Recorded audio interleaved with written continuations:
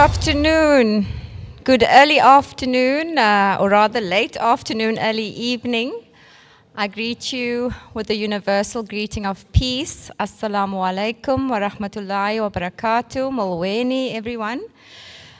I think in the moment that we find ourselves, before I get into the program, I would like us to observe a moment of resistance for the hundreds and thousands of innocent Palestinian men, women, children, babies, infants.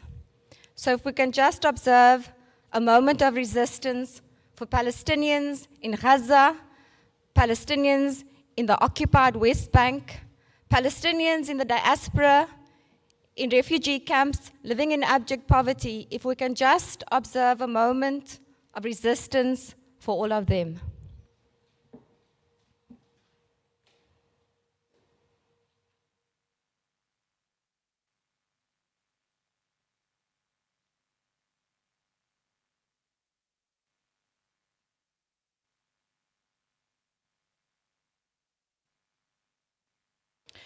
Thank you so much, everyone. I think it's a very somber occasion, but also resistance, joy is resistance, and living life is resistance. And nobody teaches us better than Palestinians. So my name is Tasneem Fredericks. I have the absolute honor and privilege to welcome all of you. I want to mention specific departments. I want to talk about a collaboration between the Nelson Mandela University Department of Language and Literature, the School of Language, Media and Culture, the Faculty of Humanities, and the Palestinian Solidarity Organization of the Nelson Mandela University, as well as the South End Museum. The South End Museum took a resolution shortly after the genocide. We did not mix our words. We did not call it a conflict. We recognized immediately that it was a genocide. We did not need the ICJ to confirm what we were clearly seeing in the palms of our hands on our phones. I also want to specifically recognize the gratitude and support to the Chair for Critical Studies in Higher Education Transformation at Nelson Mandela University for their support, which enhances our collective mission to promote critical thought and social justice. That's Professor Andre Keert's department. Part of why Professor Haidar Eid, who is highly accomplished, and Kate, you will do the introduction, so I'll try not to get into that too much, is that his department recognized that we needed a collaboration and an association with Professor Haidar Eid. And so we thank you, Professor Keert, for your contribution in this regard. I think you will know that when my alma mater, Nelson Mandela University, made the initial statement, I was very disappointed. I was disappointed and I was ashamed, and I had said that to you. Today, I stand here as a proud alma mater of the university, the Nelson Mandela University. I'm proud to be associated. I've seen your latest, media release. And it is so apt, and it's so direct, and it's so impactful, and that is what we want. And we are leading, I'm told. Other universities are now looking to the Nelson Mandela University in terms of how they can embark on a program of BDS, academic boycott, and also just showing solidarity with the people of Palestine. As we engage with these pressing issues, we are going to be we gathered here to witness the launch of Banging on the Walls of the Tank. It's an impactful collection of essays written by Professor Haidar Eid over 18 years, and he speaks of an incremental genocide. So I just want to say that it's such a great pleasure to be associated with Professor Haidar Eid, and I also want to acknowledge the presence of Professor Enver Motala and stalwarts like Dr. Janet Cherry. We had these conversations, and I think we were sitting in a room and we were 3 or 5 people. We were speaking about Palestine in 2009, after the first genocide in Gaza, we were speaking, in a room with a few people, but we had started that conversation. So I would like to recognize the people that started and persevered and that are here today. I think, that their presence here and the role that they played during apartheid, because there are many parallels, and I don't want to equate our apartheid with the occupation, settler colonialism and imperialism and occupation. But I think that there's a lot of lessons that we can teach as South Africans and a lot of mistakes that we can ensure that you don't repeat.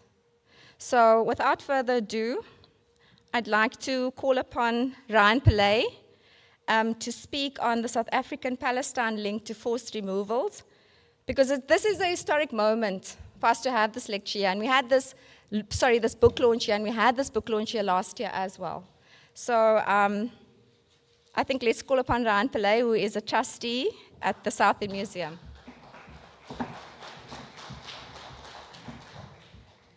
Thank you very much, Thank you very much, Tasneem. Good afternoon. I think it's very interesting. We grow up, and I think very often our parents protect us too much. So very often you find yourself at my tender age, and now maybe for the first time, you are having to speak up and speak out, because I think they put too much cotton wool around us when we were socialized. So I think it's very important that we not only have this book launch, but that we talk more about how literature, how creativity, how the arts is a catalyst for change, really. So thank you to the facilitator and Tasneem, a fellow trustee of the South End Board, who is militant in ensuring that this not only remains on the agenda, but is at the top of the agenda. To the Nelson Mandela University, the South End Museum, and to all of you gathered here this afternoon, and to people who are joining us online. It is a privilege to share a few reflections for us as trustees at the launch of Professor Eid's book this afternoon. So when we speak of forced removals in South Africa, we particularly, and more often than not, remember District 6 in Cape Town and also South End right here in our own city. But there are many other places around the country where this atrocity has also played out. The effects of that atrocity that happened so many years ago lives on in communities, both in space and in people's minds and memory, and also in their daily toil. So families who lived side by side for generations were uprooted, homes were bulldozed, and communities were scattered. And the Group Areas Act under apartheid sought not only to move people physically, but to break down culture, memory, and solidarity. So when we turn our gaze to Palestine, we see hauntingly similar patterns. The Nakba, which is the word for Nakba, is the catastrophe of 1948, displaced several hundreds of thousands of Palestinians from their homes. Decades later, many still live as refugees or under occupation. So the erasure of villages, the demolition of homes, and the restriction of movement reflects a systemic effort to fragment a people, just as apartheid once did. As Tasneem indicated in her welcome, there are things that we could have done better against the apartheid resistance, and there are things that we did well and got right. Many of you in this room were part of those movements, even at grassroots level, that helped to galvanize community, build deeper solidarity to move the country forward. In both cases, dispossession was not only about land. It was about dignity, belonging, and identity. A house is never just bricks or mortar. It holds memory, language, faith, and hope. To lose that is to lose a piece of oneself. Alongside this loss, there's always been resistance. In South Africa, ordinary people organized, resisted, and eventually drew international solidarity that helped dismantle apartheid. In Palestine, resistance continues through art, through writing, through community struggle, and to the voices like Professor Eid's. Now, institutions such as the South End Museum and a few others remind us why memory matters. The purpose of museums is essentially to amplify voices. Voices of those who have come before, the voices of those of us who live today, and for the ones that are still to come. They ensure that erased histories are remembered, that silenced voices are heard, and that injustice is not forgotten. Books such as Banging on the Walls of the Tank carry that same torch of memory and testimony, challenging us to see, to listen, but more importantly, to act. We all know the very famous saying by Nelson Mandela, the namesake of the institution that we are partnering with, and the name of this metro, right? Yes, yes. Our freedom is incomplete without the freedom of Palestinians. South Africa's past gives us a moral responsibility to stand in solidarity with others who face dispossession today. The echoes between South Africa and Palestine are painful, but they also remind us that justice is never a lost cause. Memory fuels resistance, solidarity fuels hope, and hope fuels the struggle for freedom. Now, the mission statement of this institution, and funny enough, we were debating where we are moving with it around the South End Museum, and it reads, the mission of the Museum of South End is to ensure that the historical memory of forced population removals in South Africa endures. Central to its mission is the documentation and imaginative reconstruction and preservation of the proud socioeconomic lifestyle and rich material heritage of the then South End community. So museums as spaces of memory, of intellect, creativity, along with various genres such as literature, the performing arts, and other visual arts, are all important elements that not only keep the memory alive, but particularly ensure that people begin to think in a more deeper and holistic way, to understand that for one to be human, one must create.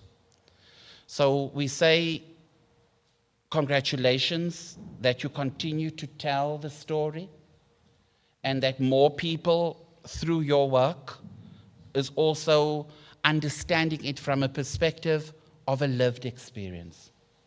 So long may the words continue, but long may the words inspire action. Thank you very much.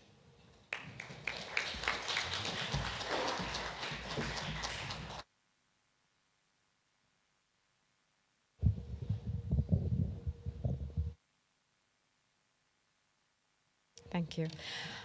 In my haste to do the opening and welcome, and I think, I always get nervous when I'm in the company of academics and people that I consider to be giants, and it really grounds me and makes me humble. I had forgotten to make an important announcement, and it was an announcement that I was asked to make last year as well when we did Decolonizing the Mind, which is the first book launch that we did at this museum. And it was a request by Dr. Haidar Eid. And he said to me, Tasneem, you know what? I only have one condition, I only have one ask, I do not want to be exposed to anyone that's going to ask me, you know, what about Israel? What about two sides of the story? So I assured him, and I think, you know, when Ryan says I'm militant, he means radical. I'm not physically violent, but I think that I have actually experienced during Israeli apartheid week 1 year when Miko Peled was here, the general's son, and he's an Israeli. And he wrote this book. You must have met Miko Peled. And we were at Rhodes University. And what had happened in the early years during Israeli apartheid week, the Zionist entity actually used to send snipers to the university to intimidate the students. And what they also used to do was send hecklers to all the events to challenge. And I think the important thing to us at that stage was, you know, we're not a soapbox for Israel's, you know, voice. They've got the Hasbara. They spend millions on their propaganda. So they've got tools where they can have meetings and do their things. We don't go and heckle at their events. So the request was that if anybody, whether innocently or maliciously, asks anything, unfortunately for Dr. Haidar, or unfortunately, he lost most of his hearing during this genocide because he was covering his daughter Haifa's ears while the bombs were going off. He lost his own hearing, and so he can conveniently switch off his hearing aid if he wants to. So, but I think the important point is that we need to understand the secondary victimization that Palestinians endure. And we have to recognize the trauma that Palestinians endure. And so we hero worship and we say, how brave, best nation, you know, couldn't have happened to better people because they have such steadfastness. But Palestinians are human. And in being human, we all experience trauma. And we spoke about how Palestinians are so desperate to show the world their story that the images that we see are family members that are severely emaciated through this famine now. The famine has been declared, the starvation, the famine. They show their loved ones in what is called a kafang, in their burial cloth. They show people and children beheaded, and we see images of flesh in pieces across the floor. We see people under rubble. And if you think about it as a human being, would you take a photo of your loved one next to a car crash and put it on Facebook or Instagram? And so the dignity that Palestinians are denied in life, they are equally denied in death. And so if anyone is going to make an inappropriate, even slightly inappropriate statement, can the media please just cut the mic? When I do this, you cut the mic. We will ask that person to please leave. We don't need that. This is a safe space, Professor Haidar. I say to you that I would ensure that it's a safe space. You're not going to be experiencing, just by looking at this room, I can tell you these are comrades. So we won't have that problem here. If someone sneaks in later, I'll do this, and then, you know, we'll just escort them. Quietly and nicely, but if they don't want to go nicely, we'll push them out. It's fine, we can do that. So, thank you so much, Ryan. We do have Malia Jam, that's also co-trustee. Beverly at the back is the furniture at the Southern Museum, and I wanted to say that if anyone wants to break away to make Maghrib Salah, Beverly will show you. There's a private bathroom on the other side if you want to take wudu, and she'll show you a space. I hope people have brought their own prayer mats because I didn't have time to organize that. But if anybody wants to do that, then obviously they can just, Beverly at the back will assist them. The toilets are over there, and I don't think there's anything else. If people can maybe just switch their phones off if they've forgotten to do so. We are now going to get into the following item, which is the welcome from the Mandela University and the PSO, which is Alan Zinn. So Alan, if you can come up on stage and please do your part. Thank you.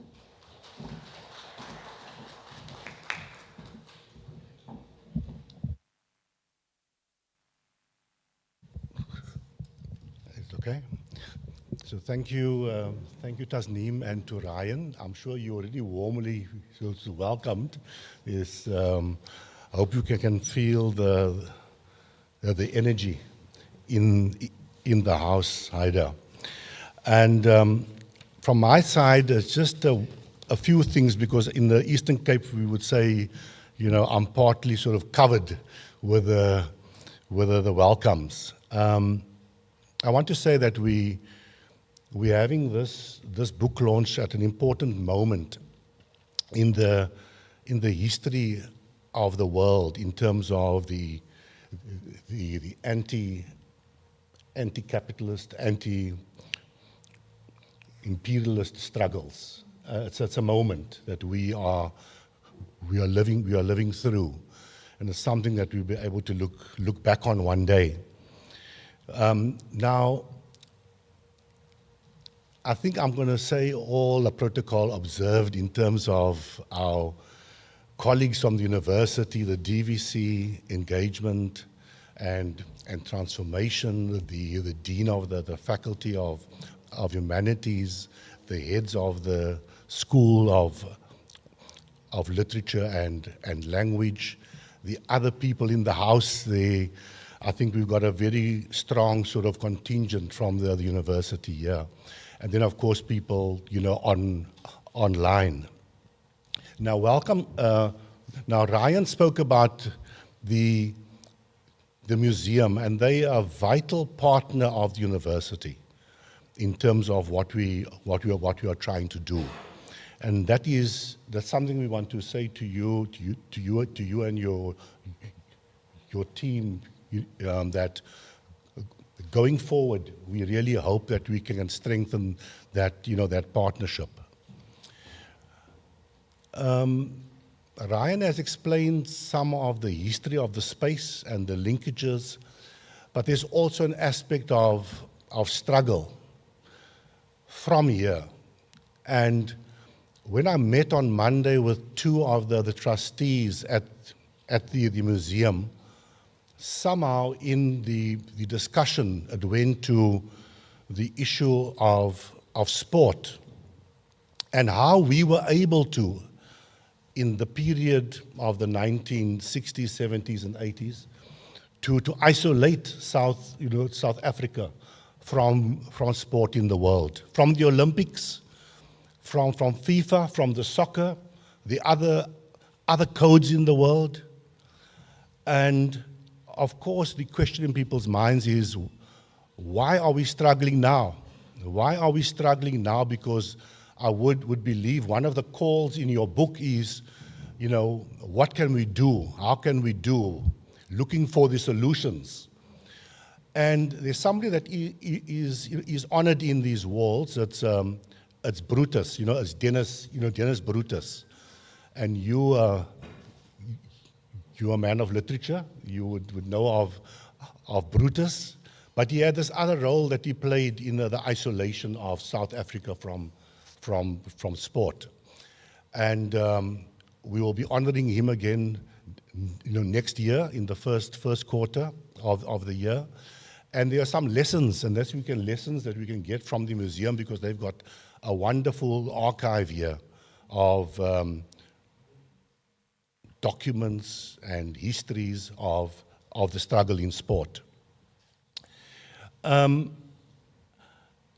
reflected as we sitting, in Women's Month in this country in August, that when I looked at the leadership of the Palestine struggles in the city here, in this city, not only in the PSO, in the Palestine body linked to the university, but there's an entity that is called Young Hearts for Palestine, led by women. We also have there's a Palestine solidarity organization in the city, in the community here, and Janet and her team are very involved there. And if you look at it, 90% are women. I'm sure that the few men who are here and involved, they're not going to mind me saying that. And we really have to thank these women for the work that they are doing in so many fronts. Now, normally the birthing of a book is a joyous occasion, but of course we understand it's a bittersweet moment for us as the genocide titans. I've been reading the book. It's a harrowing read, and sometimes you've got to put it down. But what makes you pick it up is Haidar's his sensitivity, his turn of phrase. It makes you come back and you want some more. But it's not an easy read. But I do hope that you are all going to buy it, that you're going to read it, that you're going to share it with others. One last comment. There are many issues that you raise in the book, but I'm just going to comment on one or two. There's your construct of what you call people so power. I think that's something that really goes to the heart of some of the thinking that we need to do, because you explain, of course, the impossibility of the two-state sort of solution, or as you call it, the two-prison solution. And you talk about, the collaborators that you have in Palestine. And it's something that we have to also reflect on, because these, what you call the pseudo-left and the pseudo-liberals and whatever that they're getting involved are also named. And I think that this is important because we're trying to figure out how we're really going to have a thorough-going revolution in terms of what we would like to see the outcome over there. Lastly, on the 12th of January, Haidar, in a missive headed from a Palestinian in Gaza, thank you, South Africa. This he wrote as the country, as we took the apartheid Zionist regime to the International Court of Justice. We want to say in turn to you, thank you for being here and for helping us to try to understand a very complex situation. And we hope that your next book may just be able to come out under the newly minted press. Thank you very much. Okay.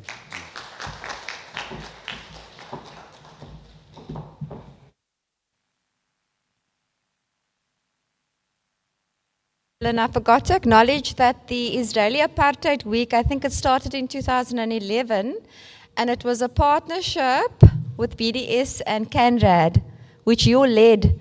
And for people who are interested, Alan's actually got all the videos of all the years that we've done and all the speakers that we've had, honorary dignitaries like Ahmed Kathrada, the late Ahmed Kathrada.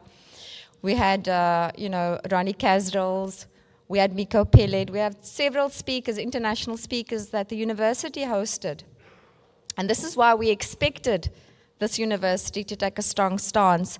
And we expect the home of where Professor Haidar belongs in the Department of Language and Literature. So I'm glad that we have that department and their heads here, because we want to. And it's a sad thing for me, because at the back when you read Professor Eid's sort of biography, it says that he's a research associate at the Center for Asian Studies, and we want the next book to be printed by the Nelson Mandela Press under Alan, and we want you to say there that you're associated with the Nelson Mandela University. So we have time to make that happen. When's your next book, Prof? Just let us know, please. So I think, it's difficult to say to Prof. Eid, Ahlan wa sahlan, which means welcome in Arabic, because he's actually South African, Palestinian. He's South African. I don't know how many times we must welcome you as a South African, because we don't welcome each other. You are home as well. So And you can tell us more about how when you initially came to South Africa and how that influenced you. But I think as part of that, we'll do the next item, which is the introduction of the speaker by the lecturer in the Department of Languages and Literature, and also the PSO, which is pivotal. We do a lot of collaborations with the Palestinian solidarity organizations associated to the university. And I liked what you said, Alan, about Women's Month. It should be Women's Year, Decade, it's our time. And I firmly believe that if the Palestinian struggle was led by women, we'd see liberation much sooner. Kate?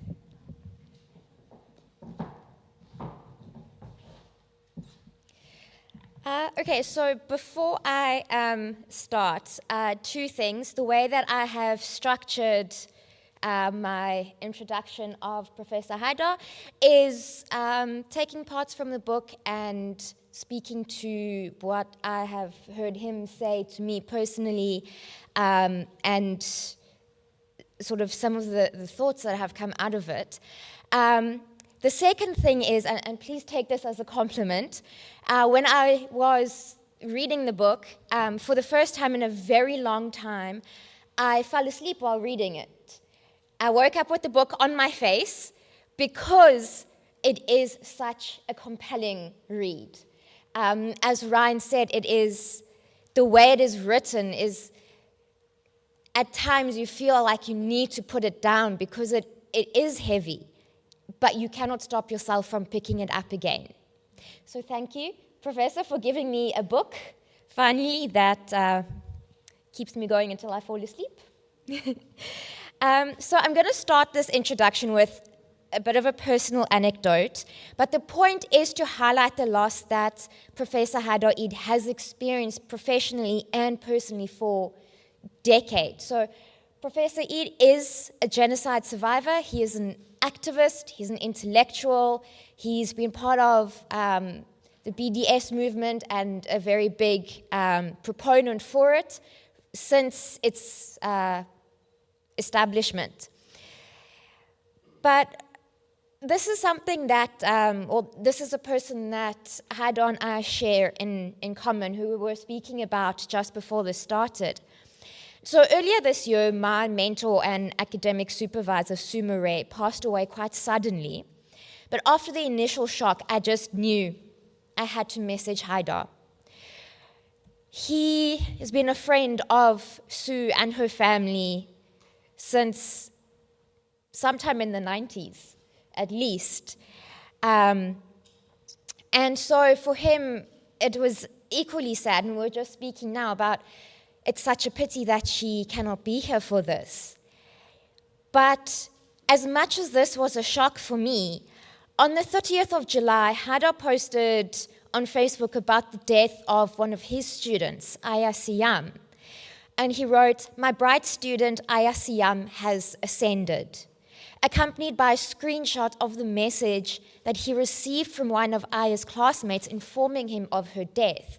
Now, I'd like to read this because I think it really just goes to show the impact that Haidar has on people, those he meets at gatherings like this, but those he meets as well in the classroom.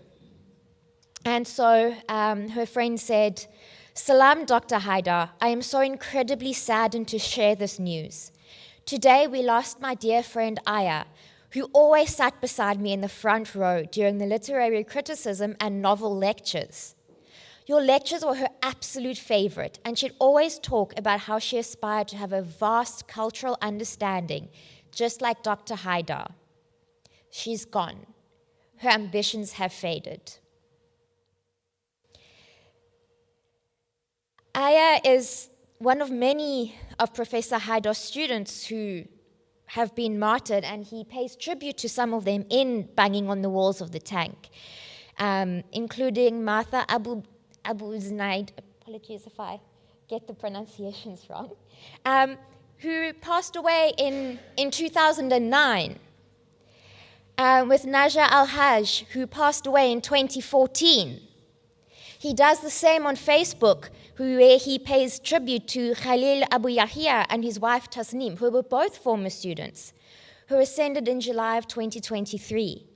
So we can see that Professor Eid has faced this loss of students, people that he has a connection with inside and outside of the lecture theatre for many years now. And the loss of a supervisor is painful, but the continued loss of one's former students is to grieve continually, to wonder who will be next. So I know that when Professor Eid first moved to South Africa, he said that he was hesitant to check WhatsApp messages because he didn't know whose death he might hear of next. Student, former colleague, family member, friend. This is something that really struck me most, I think, about Banging on the Walls of the Tank, is the focus on the deaths of children, of teenagers, of university students that are recounted over and over again. While we watch the murders of thousands of Gazan children on our screens daily, it is Professor Eid's personal anecdotes, in some cases a matter-of-fact way that he recounts the facts of their deaths, that truly brings home the depth of personal loss that is experienced by individual Palestinians for the last 77 years. And again, I thank you, Professor Eid, for the way that you have written so sensitively about these losses of people close to you, family, friends, small children, because I think in doing so, you show your ability to be sensitive about these things, and yet it is something that you live with every day, something that you grieve every day, and I don't know how you have the strength to keep writing about that, but thank you. And so I really found that this was emphasized by the book's dedication, which reads, "To the memory of Hind Rajab and all of the thousands of anonymous children who died in the Gaza extermination camp and those who remain under the rubble." Perhaps it is because of the current slaughter of Palestinian children, or perhaps it is because of the tragedy of the loss of so much innocence. But I found the focus on children in this collection to be, for me, the most striking feature of the book. But this is not to say, however, that the rest of Professor Eid's articles are any less important. His accounts begin with the 2009 Gaza war. And I don't know how we have managed to get to this point, but reading the article titled Sharpeville 1960, Gaza 2009, it is impossible to miss the irony. The 2009 war lasted 22 days, and we are currently in the 22nd month of the Gaza genocide. And this is just one of a few moments in the book where we have this terrible confluence of the past with the present, in specific events almost. And this is just an example of Professor Eid's writing. For 22 long days and dark nights, Palestinians in Gaza were left alone to face one of the strongest armies in the world. Now they have faced 22 months of brutality and death at the hands of the same army. As it stands, official figures show 62,000 deaths in Gaza. But as Professor Eid noted, when we had a dinner a few nights ago, it's much more likely that the numbers are somewhere in the hundreds of thousands because of all those still buried under the rubble. And I think this is something that Professor Eid manages to bring out in his book without necessarily having to say it, is that Israel's current and continued attempts to ethnically cleanse Gaza, at the moment specifically Gaza City, is really just an attempt to make true the myth of a land without a people for a people without a land. But Palestinians do not forget their roots, And something that Professor Eid noticed is that when his daughter is asked, "Where are you from?" she says Zarnuka, which is Professor Eid's own childhood home. She has never been there, and yet that for her is the root of where she comes from. And this is another recurring theme in Banging on the Walls of the Tank, is this idea of the Palestinian resistance and the refusal to give up their homes no matter how many times they are displaced. The book's title comes from Ghassan Kanafani's novel Men in the Sun, which tells the story of 3 Palestinian refugees who moved from Jordan to Iraq in the hopes of being smuggled into Kuwait to earn money and escape poverty. The driver of a tanker truck agrees to hide them in the empty tank as he crosses the border. And he says, "You'll get into the tank 5 minutes from the frontier, and 50 meters beyond it, you'll climb out." Their plan is thwarted, however, when the truck is unexpectedly pulled over at the border. When the driver reaches the next stop, he opens the tank only to discover that the men have died. He cries out, "Why didn't you bang on the walls of the tank?" And so Professor Eid explains that this phrase, banging on the walls of the tank, has become a beloved metaphor of Palestinians for resistance. It implies making noise in order to be heard, to draw the attention of the world to one's suffering caused by Israel's continued colonization of Palestine. And he notes that to stay silent, to not bang on the walls of the tank, is to die. But to bang on the walls is to live and to continue the resistance. In the same way that Professor Eid continues the resistance. The way that millions of Palestinians in Gaza, in the occupied territories, continue the resistance. And I must say thank you, Professor, for explaining where the title comes from. It's a book that I need to add to my very large reading pile. For Professor Eid, the latter, to bang on the walls of the tank, is to have a dignified death in the name of the struggle, in the same way that many anti-apartheid activists experienced in South Africa. By banging on the walls of the tank, or banging on the walls of the concentration camp, as Professor Eid refers to Gaza, Palestinians ensure the world cannot ignore their voices.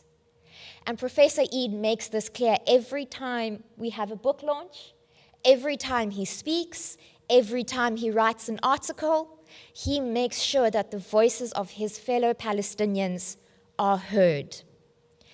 And this is something that where he notes that he deliberately chose to write the book in English in the hope of continuing a legacy started by the likes of Ghassan Kanafani, Edward Said, Fadwa Tukan, and Mahmoud Darwish, who to our mind, so the Palestinian mind, represent the deliberately unheard Palestinian voice.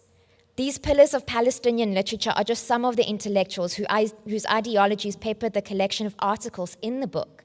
And this way, Professor Eid, the intellectual, and Professor Eid, the person, come together to intertwine the political and the personal.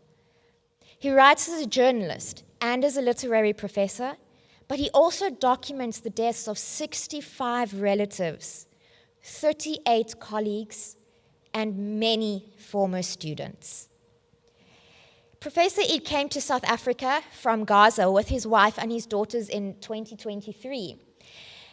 And in doing so, he left behind family, including his sister. He left behind students. He left behind the ruins of Al-Aqsa University, where he lectured until it was destroyed in 2023.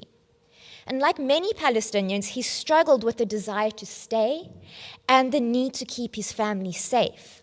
And ultimately, his decision to move to South Africa was for the sake of his children. Now, every night, he watches the 8 o'clock Al Jazeera news in Arabic and witnesses the destruction of his homeland. And yet, banging on the walls of the tank is not simply a documentation of personal and collective trauma. It is not just a criticism of the West's failure to act. He refers many times to the idea of sumud, or steadfastness, the continued resilience of Palestinians in the face of unimaginable horror. He himself stands steadfast in his hope to return home one day, as do hundreds of other displaced Palestinians. Professor Eid continues to call for the implementation of a one-state solution, arguing that the two-state solution effectively amounts to the Bantustanization of Palestine under Israeli control. He argues for the need of a secular state in which Palestinians are allowed the right of return to the homes that they were forced from in 1948. And so, although he states that Gaza is just the beginning, he also ends the book with the words of the murdered journalist Shireen Abu Akleh. We're in it for the long haul. Keep your spirits up. And it is this sumud, this steadfastness, that characterizes Professor Eid's work, his activism, and his steadfast belief in a free Palestine. So, please welcome Professor Haidar Eid, intellectual, activist, lecturer, father, husband, wonderful human being.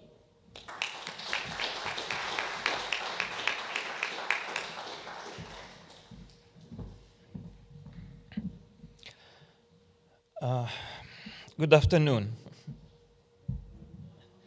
Thank you to all the speakers before me, and thank you to everybody who's been involved in this event.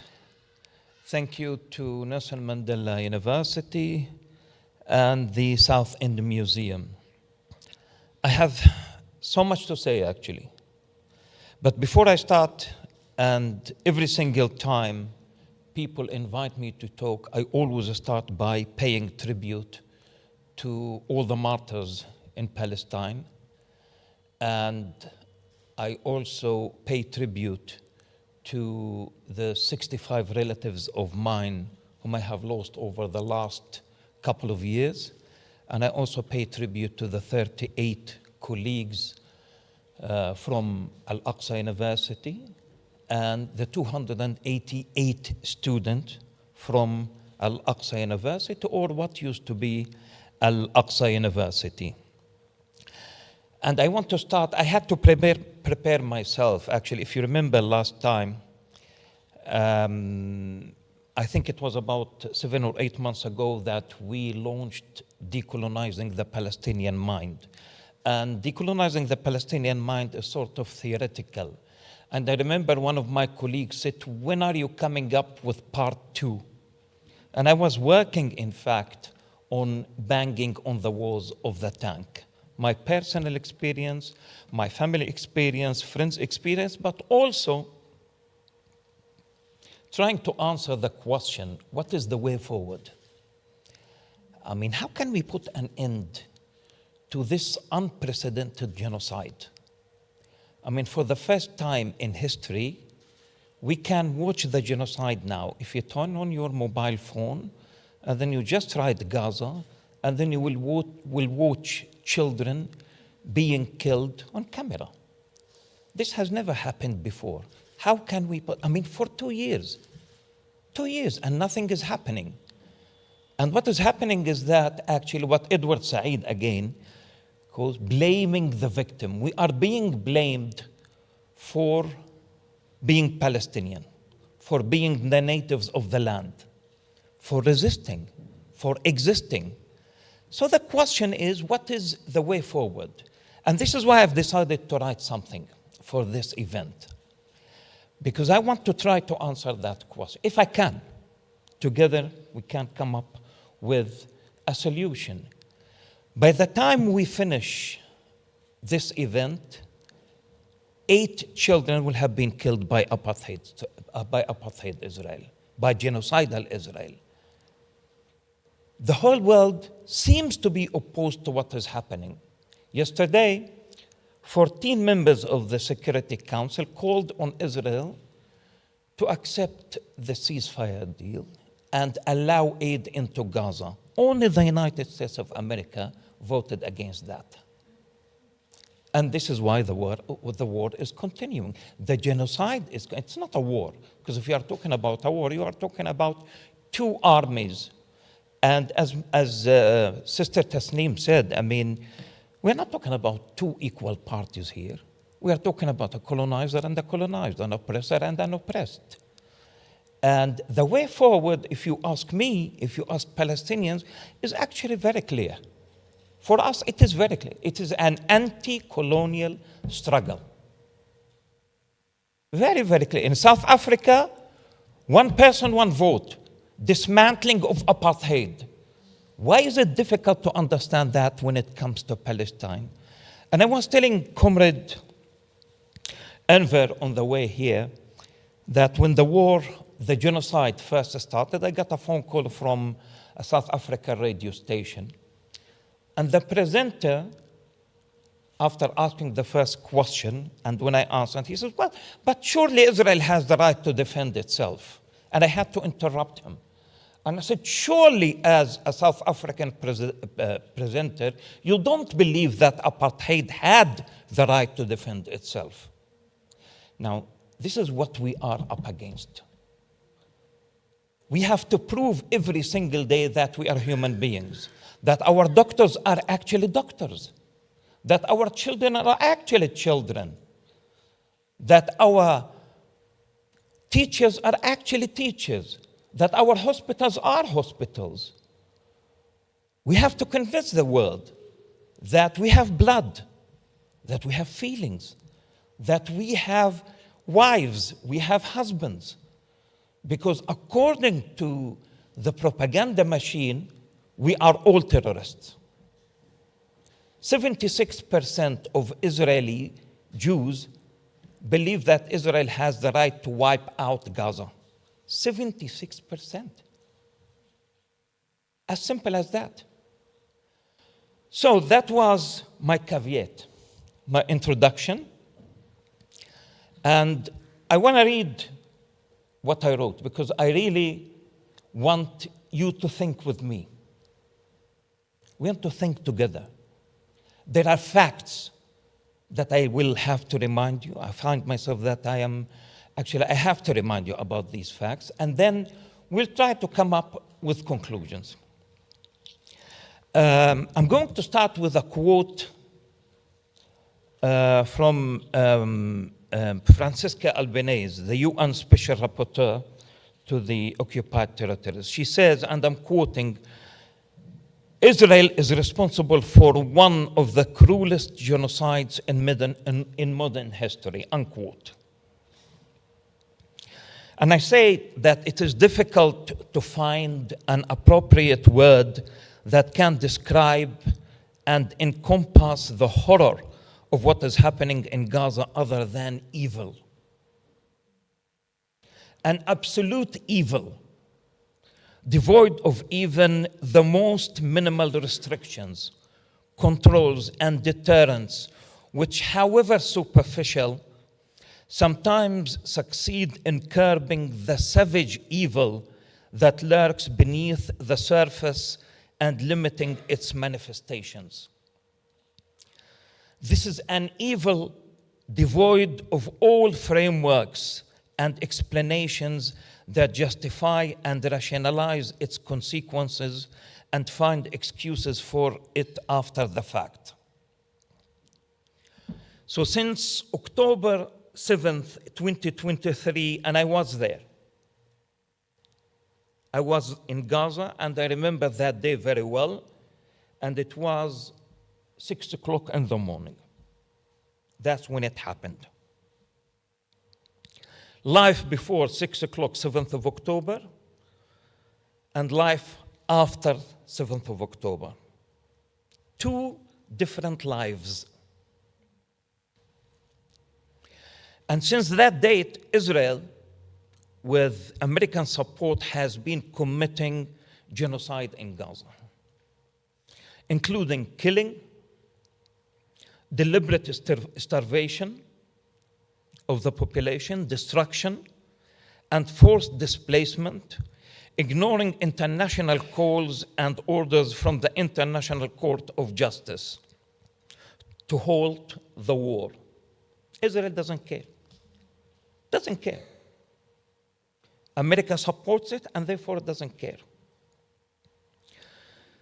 So even though I don't like to talk about figures, we were talking about this last night actually, but we'll have to mention that. We'll have to mention that because we need to archive that, and every single person who has died in Gaza has a story to tell. Whether children or not children. And we are talking about the killing of more than 20,000 children, by the way, over the last couple of years. Children. Children, as we are speaking, are being deliberately targeted by genocidal Israel. So this genocidal war has left approximately 200,000. Of course, the population of Gaza is 2.3 million. So we're talking about the death and disappearance according to official figures, because that itself is contested. And I will talk about that. So we're talking about approximately 200,000 Palestinians dead or wounded, most of them children and women, and more than 10,000 missing, including some of my closest friends. Hundreds of thousands have been displaced, and famine has claimed the lives of many, including dozens of children. Reports by international research teams have confirmed that the number of victims in Gaza due to the Israeli attacks is higher than the figures announced by the Palestinian Ministry of Health. Meaning that the true extent of the crisis exceeds official data. So, a recent report by Harvard University revealed that, and I'm going to read the figure, this number, and I want that to sink in, because we are talking about 2.3 million people. According to a report by Harvard, the figure is 377,000, or rather 377,000. 377,000, and the population is 2.3 million.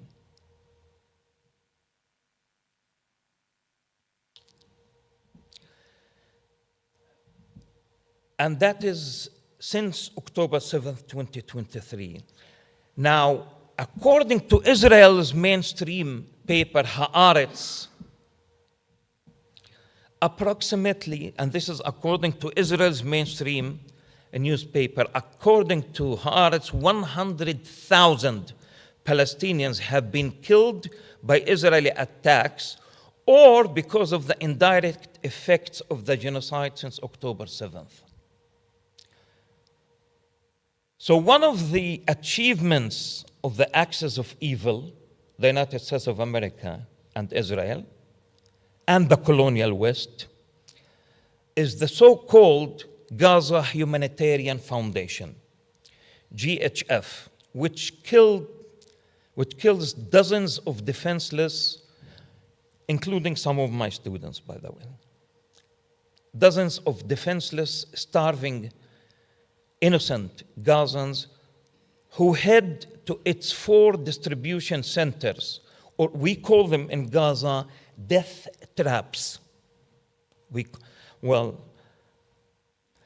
They are supposed to be aid centers, distribution centers. We call them death traps, in search of the meager provisions to sustain themselves and their loved ones amid a famine that is yet another weapon Israel uses to stab those who survive the bombardment.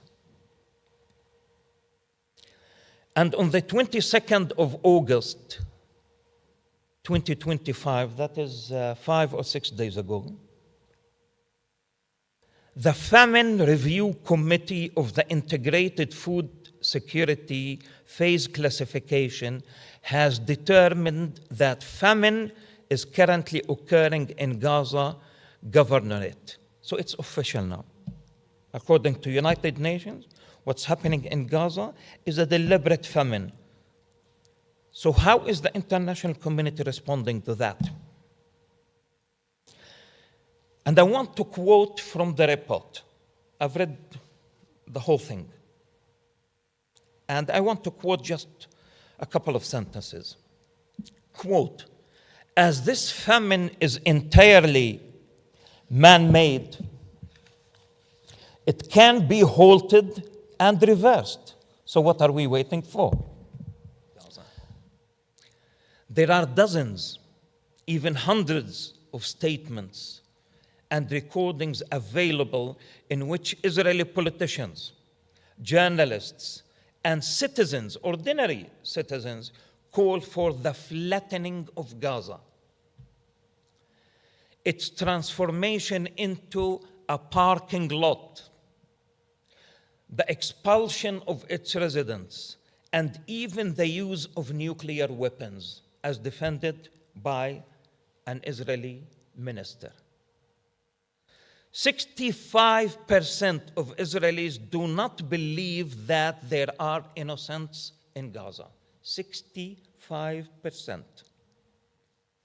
And since the beginning of the war of extermination, the entire world has seen more than enough footage recorded by Israeli soldiers reveling in and sadistically celebrating their crimes, including some fellow citizens, South African citizens, who serve in the Israeli occupation forces from Sandton and from Cape Town. Israeli society today is in an advanced stage of genocidal frenzy, cheering killing as if it were a sport. Even the opposition demonstrations that take place in Tel Aviv, which are frequently highlighted by Arab and Western and South African media, do not generally have an audience that is against war and genocide, the demonstrations you see on TV. Rather, their demands are limited to a ceasefire to return the Israeli prisoners, after which the war can resume. Israeli political and military leaders have deliberately unleashed a genocidal war to wreak havoc on Gaza, making it unlivable. Israel has severely punished Gaza's population, especially women, children, and the elderly, for daring to challenge its colonial invincibility. 75% of the victims are women and children. 95% are civilians. 95% are civilians. This escalating collective hysteria in Israel against everything Palestinian is a reflection of the ongoing racist implementation of Zionist ideology on the ground since 1948. Life on earth did not begin on the 7th of October, 2023.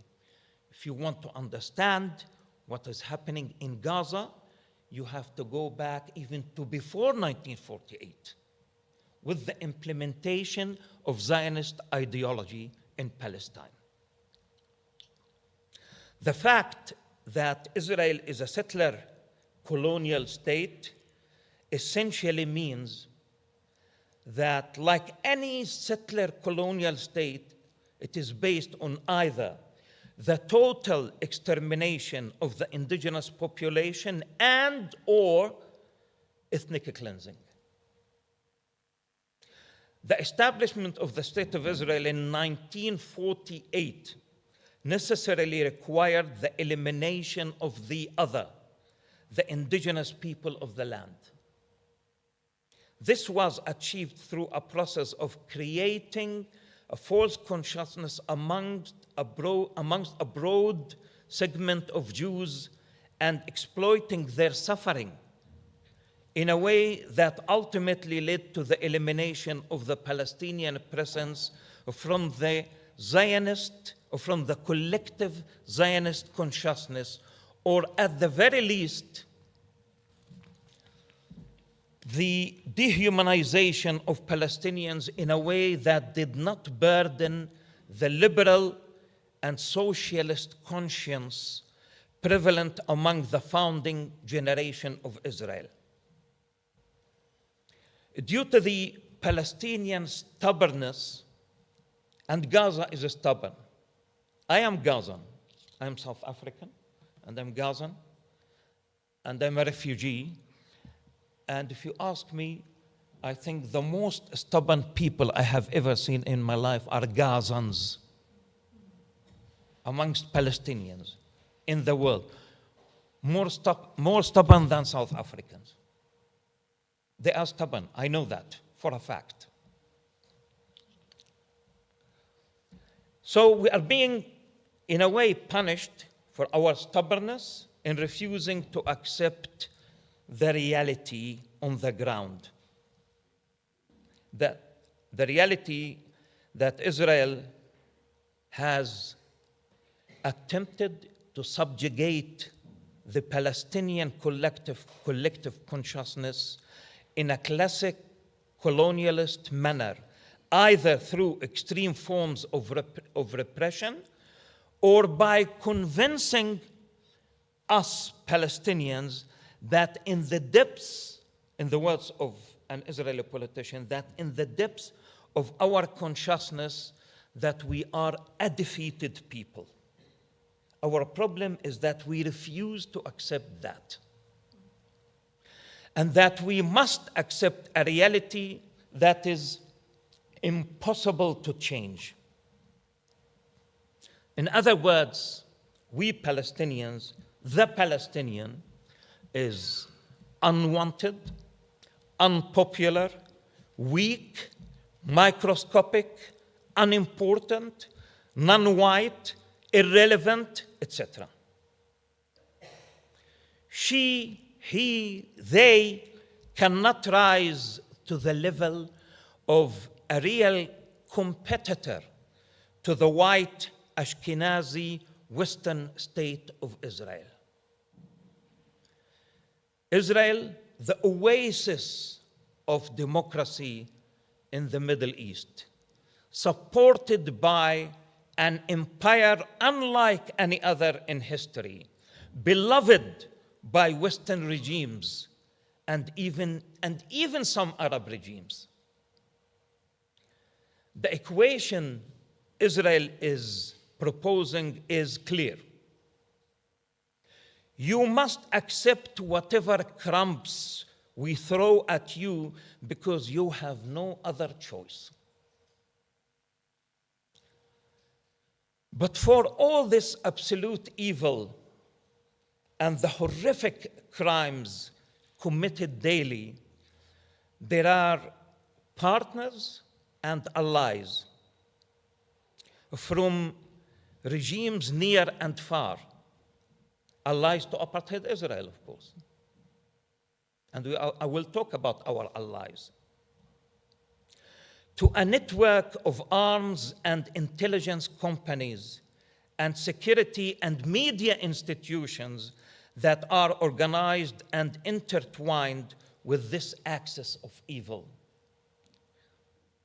No wonder that 100 BBC, just an example, BBC journalists have signed a letter confirming that they have been forced since the beginning of the genocide to provide public relations services to Israel. And I don't want to talk about South African media outlets. Many Western media figures do almost nothing but attack us, the victim, and hold us responsible for all this killing and destruction, as if there is anything in the world that could justify Israel's crimes for nearly 2 years, or as if this systematic campaign to liquidate the population of Gaza Strip through killing and displacement, and thus cut a path, perhaps the longest and most important path on the road to settling the entire issue by annihilating us altogether, is not enough. While it is important to focus on the present, and I will try to answer some of the questions I raised at the beginning. While it is important to focus on the present, as things on the ground are getting worse by the day, having a clear strategy and political vision is crucial if we want people around the globe to see what is possible. I'm glad that the foreword to the book is written by my friend, Professor Richard Falk, the former UN rapporteur to the occupied territories. I think if you ask me, the best thing in the book is the foreword, if you ask me. It's a beautiful foreword, actually. He honored me. And I happen to be a member of the Gaza Tribunal, which has recently been actually formed by Richard Falk and Gqeberha. The day before yesterday, Professor Falk had a press conference in which he talked about comprehensive measures, actually. He proposed comprehensive measures in, I would say, in a groundbreaking emergency statement titled, and the title is important, that was 2 days ago, Time to Act, Mobilizing Against Israel's Planned Conquest on Gaza City and the Central Gaza. Very clear points. 1, here is the solution. Suspension of all arms shipments to Israel. 2, suspension of diplomatic relations and trade. 3, formation of international protective force. We need protection. 5, support for Freedom Armada to break food siege. 5, boycotts of Israeli participation in international activities. As I'm speaking to you right now, a ship full of coal is leaving Cape Town, heading towards Israel, enabling the genocide, fueling the genocide taking place in Palestine.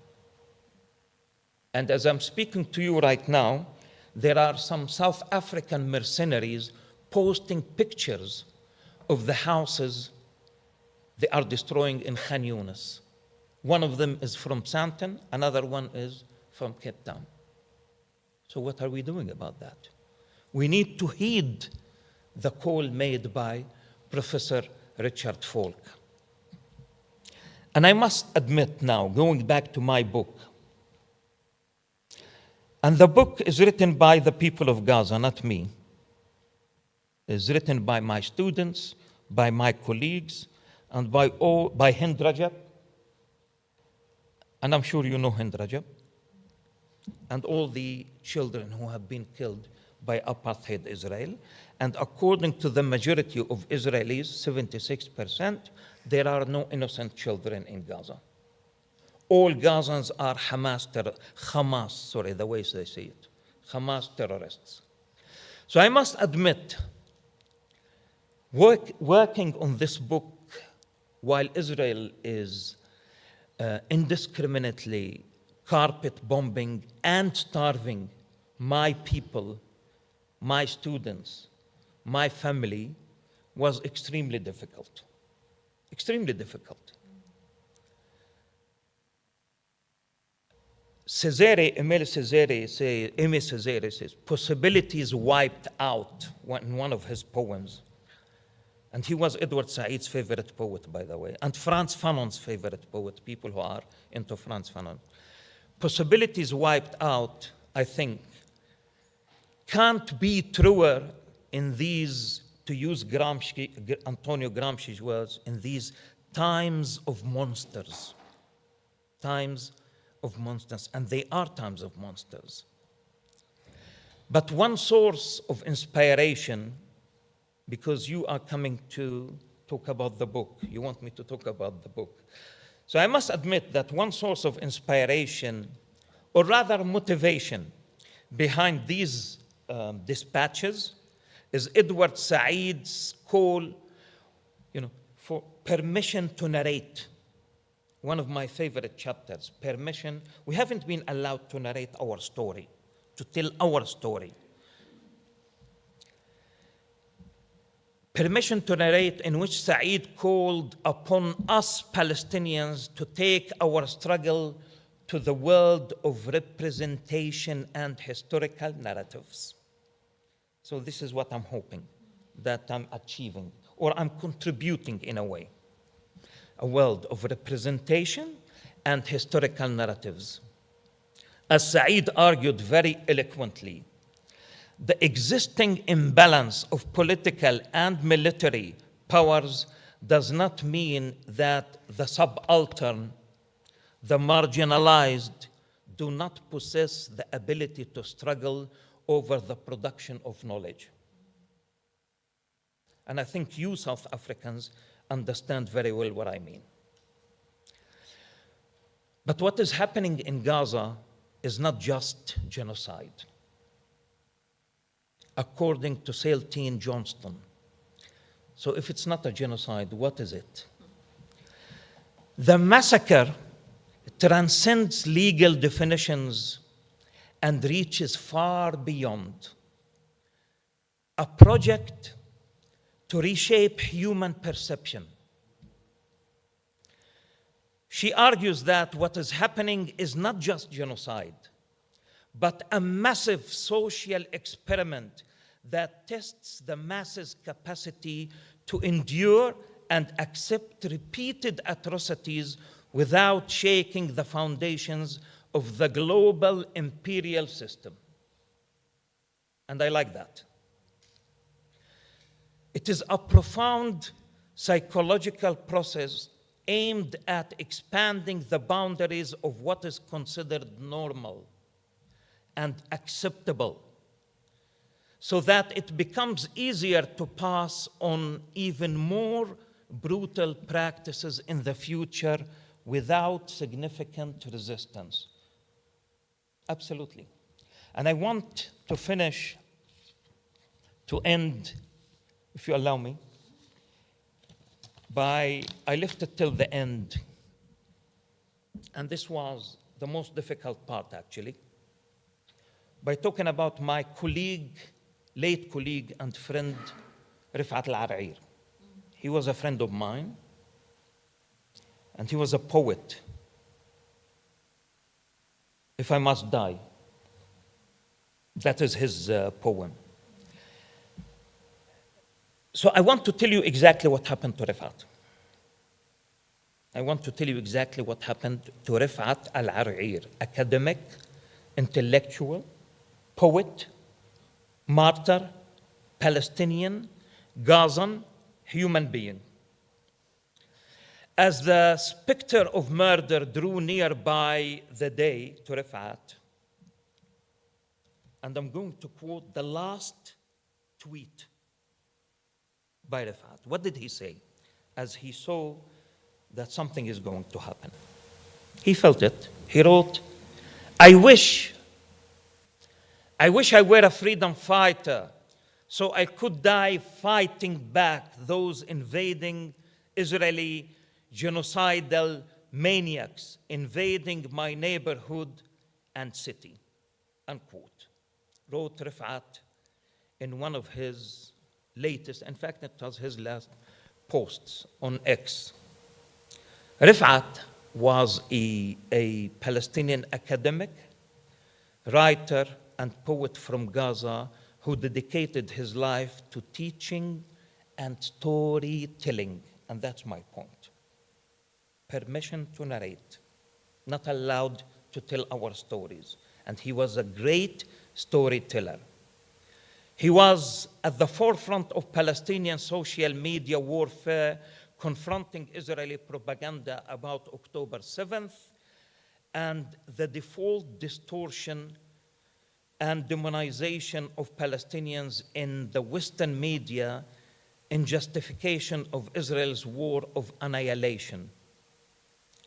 So in the day I arrived in South Africa, the same day, on December 6th, 2023, 2 months into the Israeli genocide, the Israeli army murdered Rifat in a direct airstrike on his sister's apartment in a Daraj neighborhood in Gaza City, where he sought refuge, killing also his sister Asma, his brother Salah, and four of his nephews.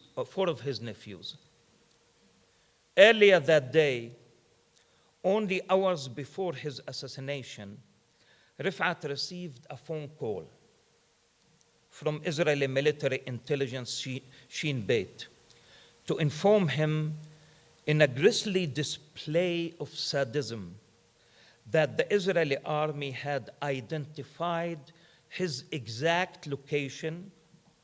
I heard that, his exact location, and were going to kill him or capture him.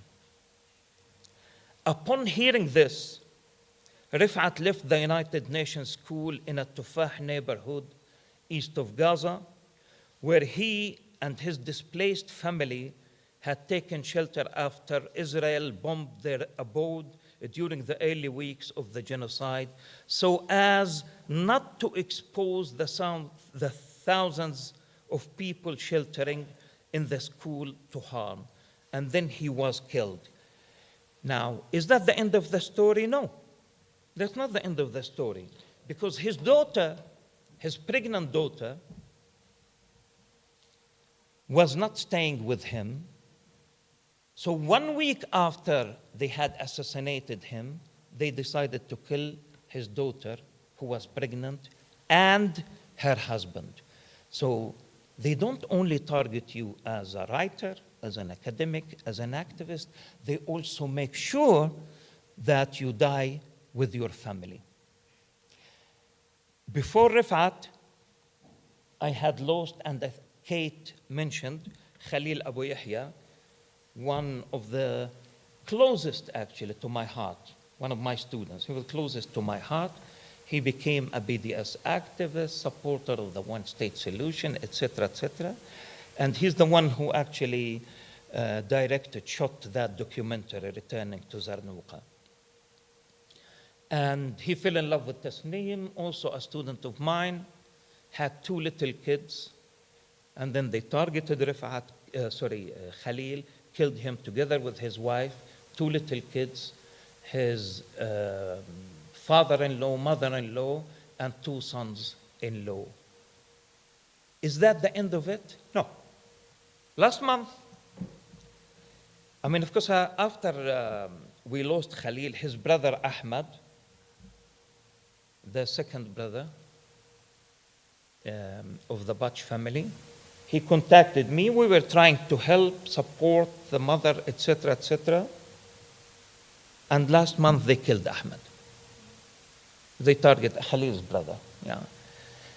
So I think, I'm not trying to use emotive language here. And I'm not trying to market the book, because the book was written by Hind Rajab, by Khalil, by Rifa, not by me. I mean, over 18 years, I remember very well. I've been through all the massacres since 2006, 2007, through the siege, the medieval siege. I was there in 2008, 2009, when they launched this caste-led massive massacre for 18 days, killing 1,200 people, including 600 children at the time. I was there in 2012, another massacre. 2014, I took part in the Gaza and the Great March of Return. And I was there, and well, I helped, writing statements by the Boycott National Committee, and I still believe that the international community has a responsibility that it hasn't lived up to yet. Yes, Israel is responsible, but the international community can stop the genocide. You can't tell me that they can do absolutely nothing. They don't want to do anything because it is Israel that is committing suicide, committing genocide. It is genocidal Israel that is killing Palestinian children. And this is why the whole world can say no, and then the United States of America would support Israel and ask Israel to continue the genocide in Palestine. So the question is, and since I'm talking to fellow citizens, I'm also South African, why do we still have diplomatic ties with apartheid Israel? Why do we supply Israel? We are the second suppliers of coal to apartheid Israel. Yes, we went to the ICJ. And then, is that the end of it? So I think more pressure needs to be exerted, and I think South Africa has a moral responsibility to lead together with us Palestinians an anti-apartheid campaign, a boycott campaign, divestment campaign, and try to convince the world to impose sanctions against Israel the same way the world imposed sanctions against apartheid South Africa. Thank you so much.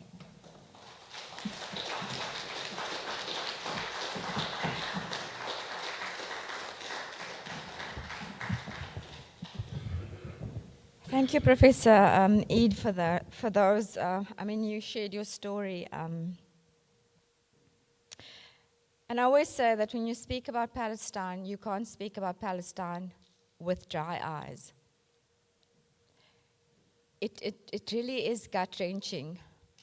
I know your daughter Salma, who I was lucky to have met 2 weeks ago when you invited me to your home for lunch. You said that she's only 7 years old, she suffers from insomnia. We see the stories coming out of Gaza where there was a school teacher, music teacher, making music to the drones, because this is the reality of Palestinian children. And I think, to say Palestinians are so resilient, yes, of course they are resilient, because I don't think that there's much else to lose other than the land. Do they give up? They've agreed to the ceasefire. They've agreed to the terms. 6 months ago, they've been presented with the same terms. A few days ago, Israel is the one that are not willing to acquiesce to a ceasefire, a simple ceasefire to say, well, stop, the massacre, and allow aid in. To spend 5,000 rand for 9 eggs is inconceivable. I would never have imagined.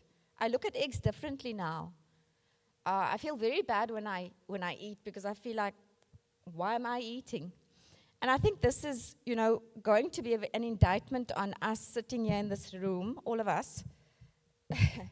I don't know what we are going to tell our children and their children, what happened from October 7, 2023.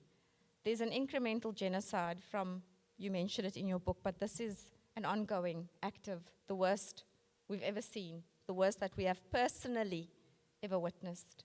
And I personally have a daughter. I don't know how I'm going to explain. I don't know how I'm going to explain myself and the small amounts of efforts that I do. Because nothing we do is good enough. And we speak about this international community, and we're obsessed with the US's aiding and abetting. And yet we are we are, I mean, the Rafah border is situated in Egypt.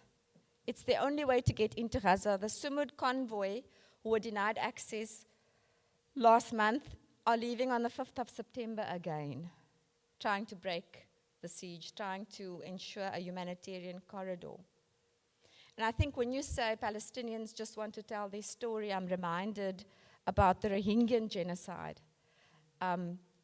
When a group of us went to Cox's Bazar in Bangladesh, and I personally, took down the witness statements, and I asked the Rohingya survivors, who were also severely massacred and raped, and children being thrown in the air and being slit, their necks being slit by the military junta in Myanmar. I asked them, what is it that they wanted? They didn't say they wanted a car or a house.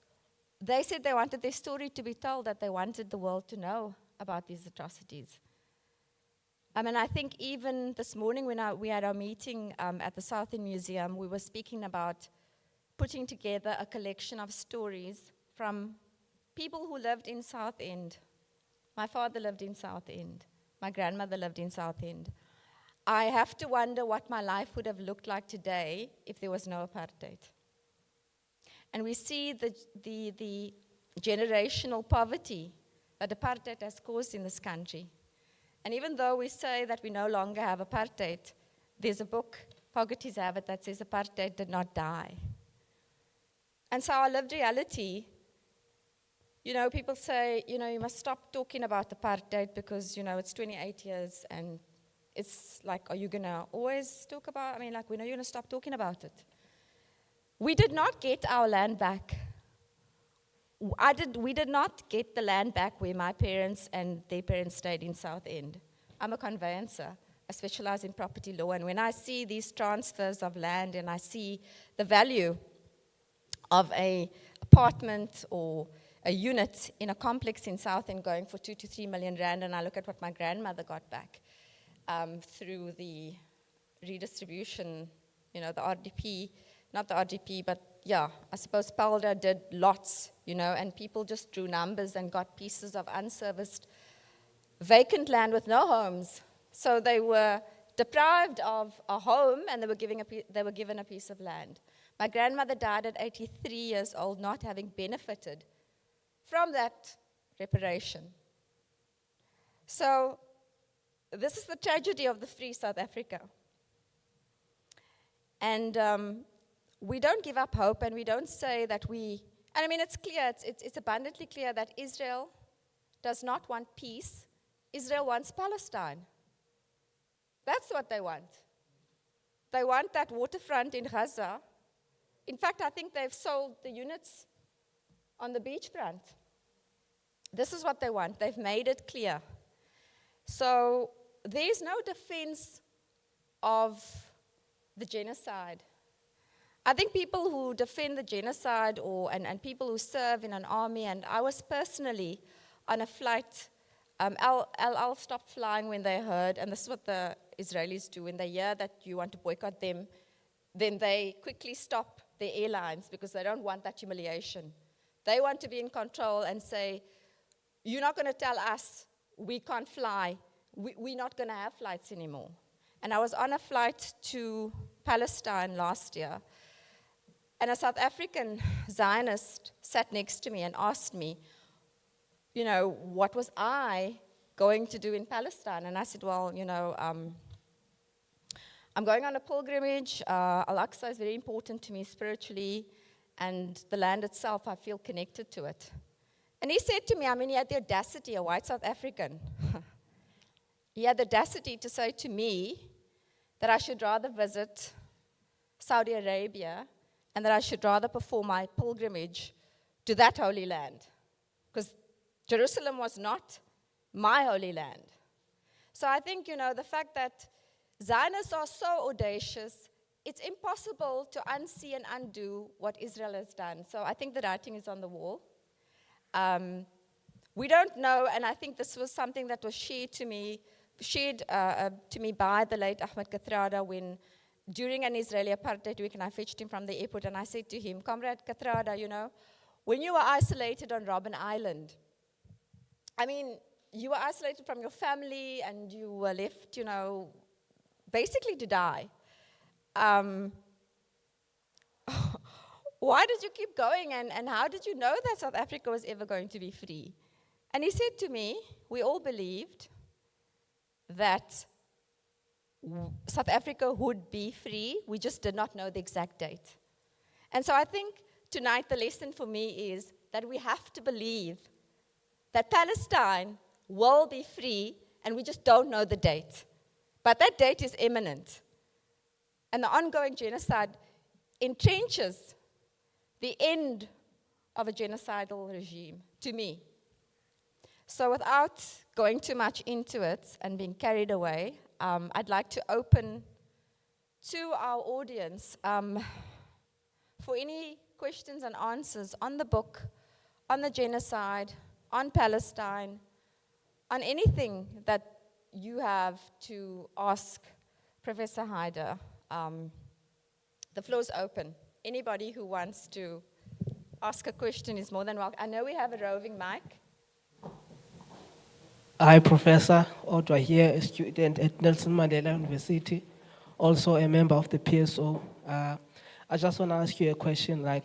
We often talk about sanctions and how we can boycott Israel. Like, we've seen how the ugly apartheid regime ended in South Africa. It wasn't the kindest of their hearts. It ended because it became expensive. But nowadays we see the diplomatic cover that the apartheid Israel receives from the superpowers like the United States and Britain. Like, the matter of sanctions is not even on their mind. Like, what more can we do, and how does this end? Like, because this cannot go on forever. Like, and we've seen like the genocide being live streamed on our phones, but they will say like the IDF will just investigate the actions of the IDF, and the IDF concluded that it has not committed war crimes. So how does this end, Professor, and how can we defeat this apartheid regime? You said the other day you do not coexist with apartheid, you dismantle the apartheid. Thank you.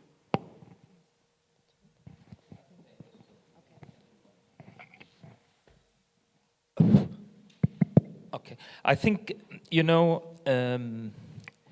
as South Africans, we remember that in the 70s, 80s, we resorted to what was called the 4 pillars of the struggle.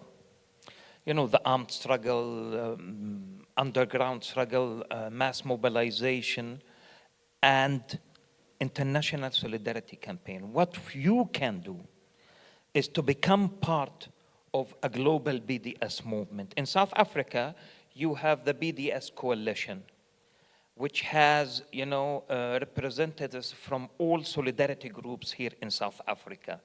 I think there are 2 points that South Africa, or you South Africans, can do. One thing is to take your politicians, to task. I mean, why on the one hand we decided to take apartheid Israel to the ICJ? We know that Israel is committing a genocide, which is a worse crime than apartheid. Israel's oppression of the Palestinians is multi-tiered. One form is apartheid, and apartheid is a crime against humanity. And all member states of the United Nations are expected to boycott apartheid, divest from it and from companies benefiting from its oppression of Palestinians, but also to impose sanctions. Now, is South Africa imposing sanctions against apartheid Israel?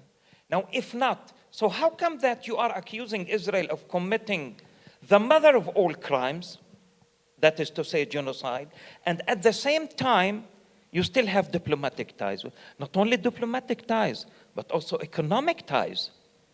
In fact, by sending coal to Israel, 30% of Israel's coal is coming from South Africa.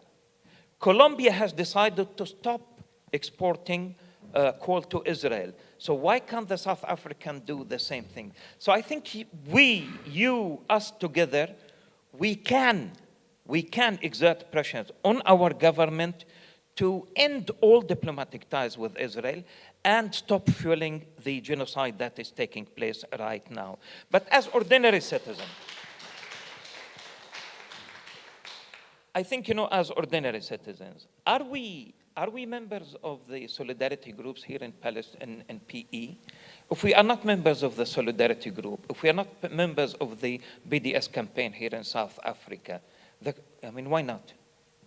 So I'm hearing the same question wherever I go in South. What can I do? What can I do as an individual? So my questions: are you a member of the BDS campaign? Are you a member of the solidarity group? And if not, why not? And so why are we asking these questions if we are not trying to help? The least we can do is to boycott Israeli products. Are we boycotting Israeli products? I personally, you talk to Haifa and Selma, 7 and 8 years old. What did they tell you? They don't buy Israeli, they don't buy American products. I don't remember the last time I went into a supermarket and bought an American product. So I think, every and each one of us has a responsibility as an individual, and it is a moral responsibility. So in a way, you need to think about, what you are doing as an individual. Are you collectively, are you helping the solidarity group here if you are a resident of PE? And if not, why not? I'm very happy to see there are no Coke here. There's no Coca-Cola, don't worry. And people moan, that they can't drink Coke, but I think it's a very small price to pay. Are there any further questions? Can I ask a question? Because, I feel really strongly about the presence of the Palestinian Authority in South Africa. And, how I've seen letters that says State of Palestine, but where is the State of Palestine that's on this letterhead whenever they issue a statement? Was it on Tuesday or Wednesday, the IOF had raided the center of Ramallah and in broad daylight stolen from a money exchange company. They just seized money and started shooting in the middle of Ramallah. That's the occupied West Bank that the Palestinian Authority have control over. So I think, it's not complicated when you say we understand Bantustans, we understand the role of homelands during apartheid as South Africans. So for me, we also need to boycott the Palestinian Authority as South Africans. And while we may not want that Palestinian embassy to be closed because we will need that embassy when Palestine is free, but I think that the Palestinian Authority does, in fact, and obviously I can't be more Palestinian than Palestinians, but Palestinian comrades have called for the boycotting of the PA in all events, and so don't invite them to events, and when they are at events, just ignore them. And in fact, we don't want them to be the leading voice in South Africa because they don't speak on behalf of Palestinians.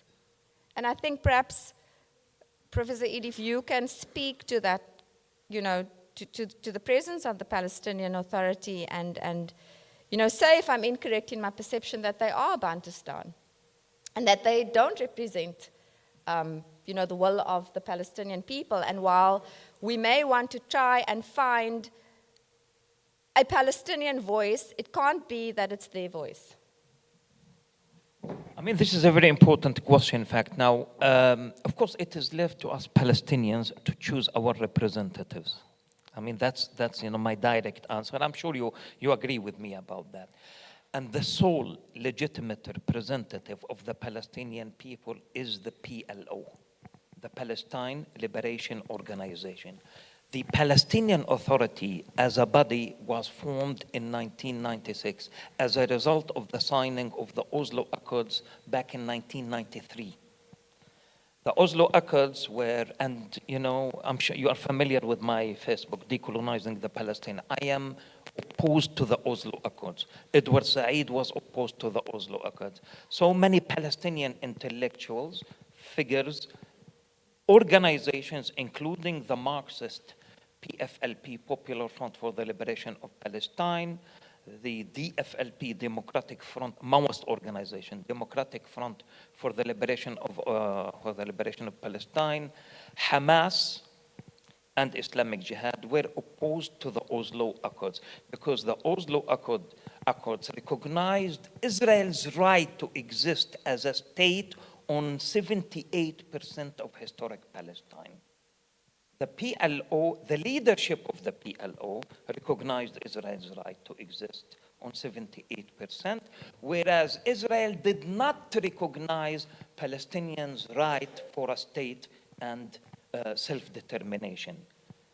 At the same time, Israel was not asked to dismantle the existing settlements.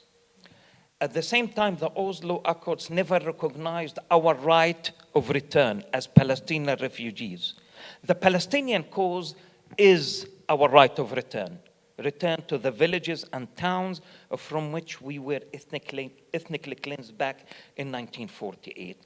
Now, the Palestinian Authority came as a result of those accords. So, of course, as a person who is opposed to the Oslo Accords, I would call personally, but that's not the position. There is no consensus about that, actually. Yeah, there is no consensus at all. Number two, we have never called for an official boycott of the Palestinian Authority. So as an individual, if you have a problem with the Palestinian Authority, I completely understand, because I do have a problem with that. And as you said, what we have in Palestine, I mean, is even worse than Bantustan's. Worse than Bantustan's. What you have more than 660 checkpoints in the, you've been to the West Bank. People who've been to the West Bank know what I'm talking about. More than 600 checkpoints. And Gaza has been transformed. Actually, in 2007, I called Gaza, you'll find this in the book, actually, by quoting Amnesty International and Human Rights Watch, the largest open-air prison on earth. And then after that, we called it the largest concentration camp. And now Gaza is an extermination camp. 90% of our buildings, houses, universities, hospitals have been destroyed in Gaza. Gaza is unlivable now. So the point is, what is the Palestinian Authority going to do? These are the right questions that we need to ask. The third point, which is to me, and I'm sure you would agree with me, with the Palestinian Authority and the Oslo Accords in general, in fact, call for the two-state solution. And if you have a problem with the two-state solution, for those of you who don't know, because I'm sure every time you hear a spokesperson of the South African government talking about solution, they would say, yeah, two states living side by side peacefully. The state of Palestine and the state of Israel. The first question that no politician has been able to answer yet, Palestinian state where? Because more than 60% of the land of the West Bank has been expropriated. And next to Jewish settlements. Okay, where would you establish a Palestinian state? A monstrous wall, the so-called apartheid wall, a monstrous wall has been erected in the middle of the West Bank. So where would you establish a Palestinian state? That's number one. Number two, how would the two-state solution allow me to return to the village of Zarnuga? It doesn't. Three, there are 1.4 million Palestinians living as third-class citizens in the state of Israel. Okay. Now, the point is that the Palestinian Authority does not represent them. The Palestinian Authority does not represent two-thirds of the Palestinian people. And therefore, I mean, she has the right to ask these questions. But it is up to us, Palestinians, to address that issue.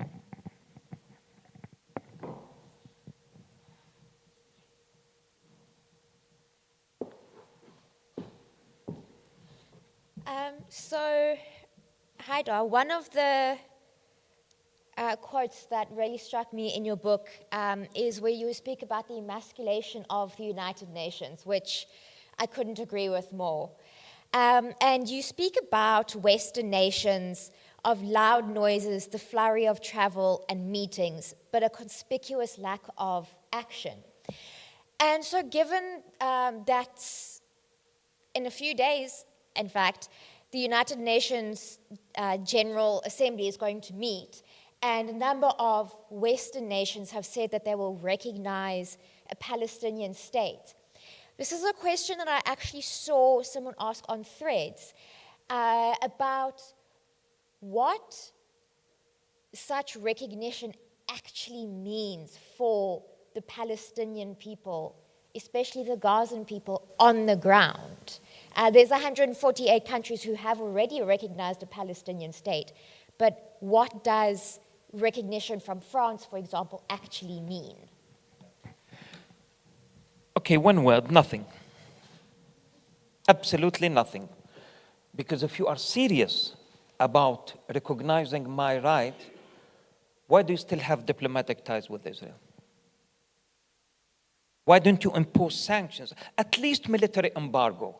So I recognize Palestine at the same time I provide Israel and I supply Israel with weapons of mass destruction. I mean, very, very simple question. I was asked by, French media, okay, France has recognized Palestinian state, etc., etc. I said, okay, but there is still a genocide taking place. What is the French government doing about that? Number two, I mean, there is a call made by the overwhelming majority of Palestinian civil society. It goes back to 2005. We issued a statement. I contributed to the writing of that statement. We said we've learned from South Africa. In 59 or 58? 1959, South African anti-apartheid activists and a handful of ANC activists in London issued a statement calling on the international community to boycott the apartheid regime. They didn't call on the international community to recognize the Bantustans. The same thing. We don't want the international community to recognize a non-existent Bantustan. Because if you ask me, we want the international community to recognize my right to self-determination. My basic rights. What are my basic rights? Basic right number one, freedom in Gaza, in the Gaza Strip and the West Bank, according to international law. Basic right number two, my right of return in accordance with United Nations Resolution 194. Number three, my right to equality. Now, France does not recognize that.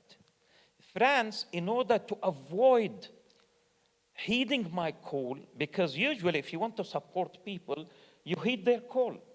You don't lecture them. You don't tell them what to do and what to expect.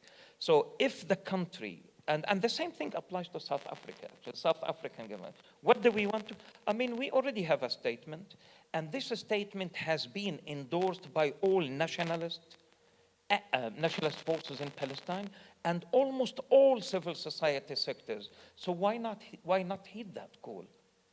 The last point is, I asked this question to more than one friend and comrade in Gaza.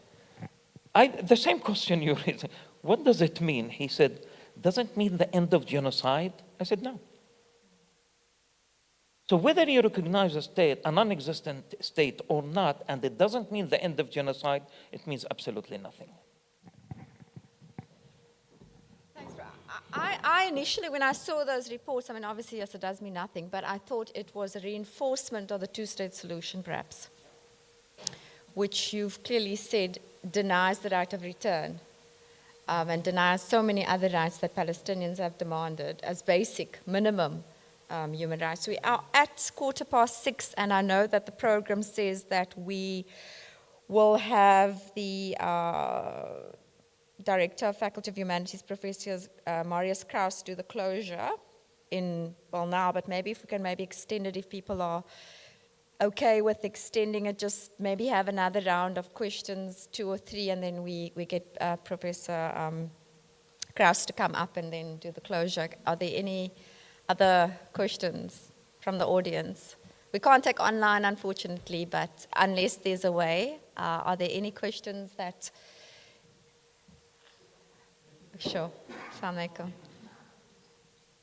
But so...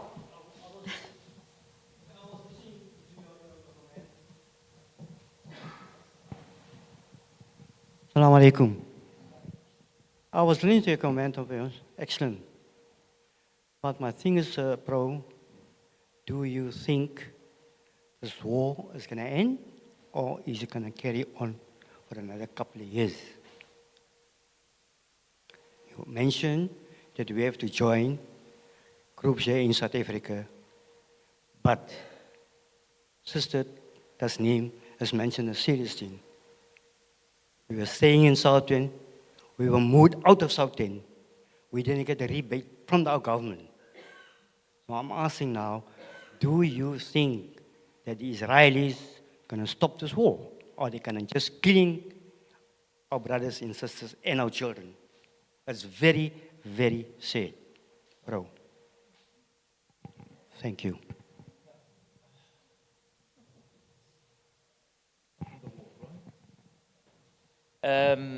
You know, I'm a member of the Gaza Tribunal. Actually, it is an initiative by, as I said, Richard Falk and Craig Gqeberha. Craig Gqeberha is also a UN expert. And we had sort of deliberations, actually, last month in Sarajevo. And we chose Sarajevo. I'm sure you understand why. Okay, I'm sure you understand. Sarajevo, there was a genocide, etc., etc. We wanted to know. I mean, there was a genocide there. How did the world deal with that genocide? I mean, again, people, of course, we are in South Africa now, and people all the time keep comparing, you know, to apartheid. But this has gone way beyond apartheid. Last night when you were interviewing me, I told you about Desmond Tutu's visit to Gaza in 2006, and there was a massacre, the Beit Hanun massacre. And we sat with him, civil society, academics, etc., etc. And then he said to us, we've never seen something like this. We had never seen something like this in South Africa. And now it is even worse. It's even worse. I mean, what is happening right now, when you look at the legal definition of genocide, of course what is happening is genocide, but it is even worse than genocide. It's even worse than genocide as defined by international law. So again, the question, what must be done? Now, if I give you a suggestion, like what I did at the end of my paper, this will help me maybe in the long run, maybe after a week, maybe after a month, maybe after 2 months. But now, as we are speaking, how can we stop the genocide now? Now, because we've been talking for 2 hours now. So how many children have been killed? At least 8. Now that is the difficult question, I must tell you. Every single time, look, the political is personal, and the personal is political for me, for every single Gazan. Every single time I speak to my brother, I speak to my nieces, to my friends, I mean, the first question, believe me, every single time, when is the end of this genocide? When are you going to tell us, well, there will be a ceasefire tomorrow? And I have no answer. I must admit, you know, I would love to give you an answer. I really would love to give you an answer, but I really have no answer. I honestly have no answer. And I would be lying if I told you that I have direct answer to that question.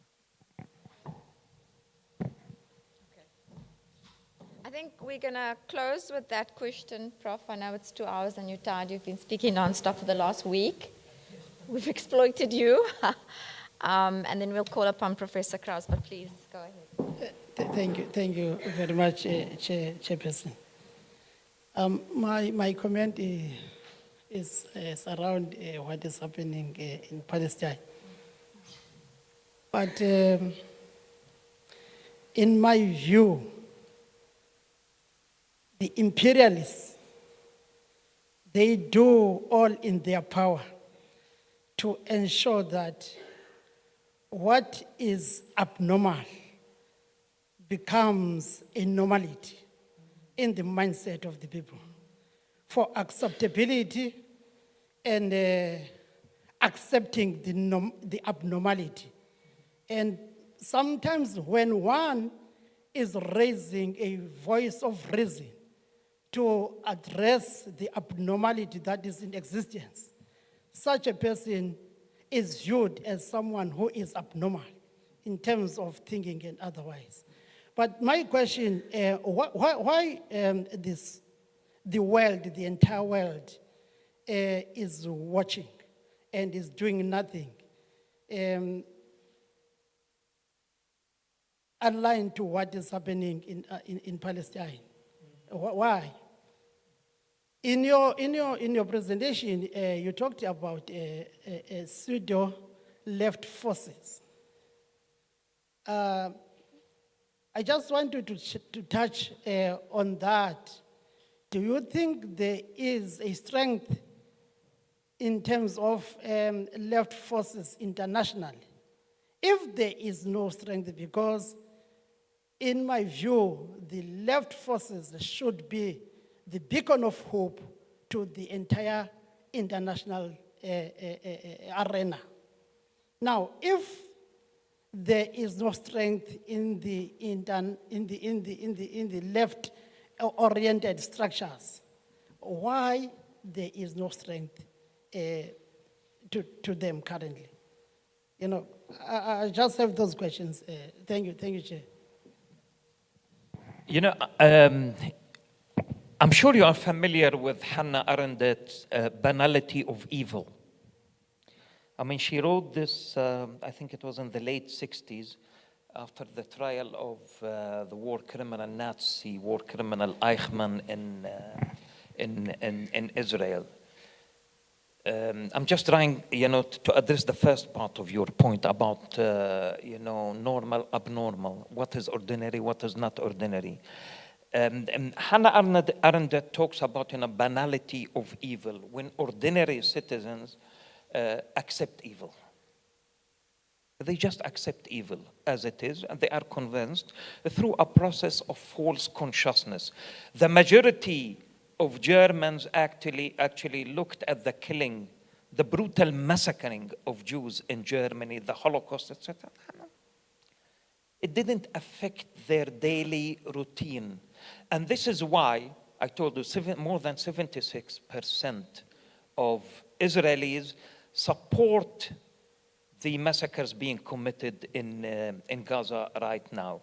And I think it is important, you know, to understand that Israel, yes, is a Zionist state, but it has become even a fascist state.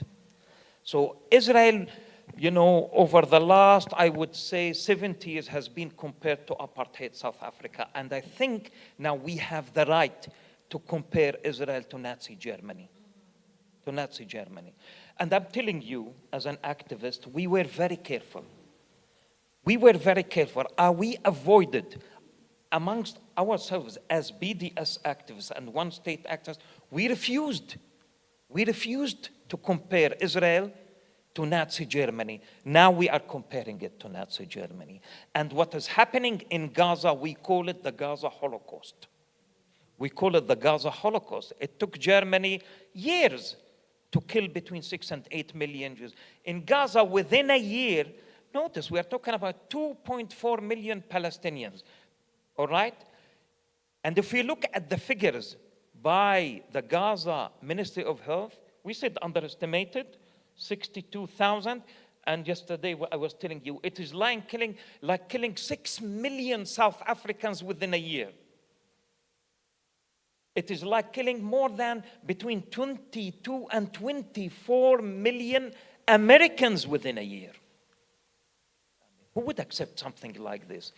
Unless, and this is my fear, unless you succeed in normalizing genocide. And this is what is happening. genocide is being normalized. Now, the second part of your question, I think we have two worlds. The colonial West, the governments of the colonial West, that is 1/5 of the globe. Now, these are the governments that supply Israel with weapons, that support apartheid Israel. And their propaganda machines, from CNN to Sky News to BBC, have decided consciously to endorse Israel's talking points. And America has the veto power in the Security Council. The overwhelming majorities of UN member states are opposed to what is happening in Palestine. Even the Security Council yesterday, 14 out of 15 countries called upon Israel to allow in and to put an end to the famine taking place right now in Gaza. And the only country that is opposed to that is the United States of America. But we tend to say the world. We tend to say the world. And I think it's important, like what Professor Richard Falk was talking about yesterday, or the day before yesterday. If this goes on, this means the end of the world order as we know it since the Second World War. Because nobody believes anymore in the power of the United Nations. If the United Nations cannot put an end to this deliberate starvation of Gaza children, there is no need for United Nations. There is no need for Security Council. And if you ask me, there is no need for the Arab League and the Organization of Islamic Cooperation. There is no need. And to tell you the truth, I've just finished writing a piece for the Bir Zaid Journal about the formation of new forces in the South. Brazil, Venezuela, Cuba, South Africa, etc., etc. I think we are heading towards a very sharp polarization between the North and the South. And the beginning is the formation of the Hague Group, which I strongly believe is a continuation of the Bandung Conference in the late 50s and the formation of the non-aligned movement. Thank you.